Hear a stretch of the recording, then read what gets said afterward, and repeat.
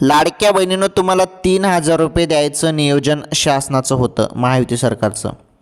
तर त्या नियोजनावरती पूर्णपणे पाणी फिरल्याचं आपल्याला इथे पाहायला मिळत आहे.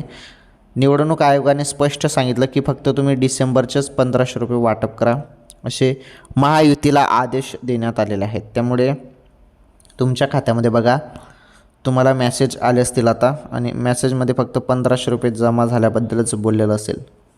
हो, 1,500 रुपये जमा झाले सर्व लाडक्या बहिणींच्या खात्यामध्ये. तो हप्ता आहे 18वा हप्ता. तर ही अत्यंत महत्त्वाची अपडेट आहे.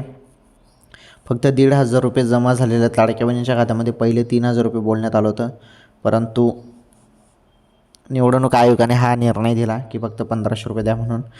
अखेरकार 1,500 रुपये लाडक्या बहिणींच्या खात्यामध्ये वाटप सुरू झालेलं आहे. तुम्हाला आले नसेल तर 1-2 तासामध्ये येऊन जातील. ओके बहिणींनो, परंतु 1,500 रुपयेच फक्त. ओके.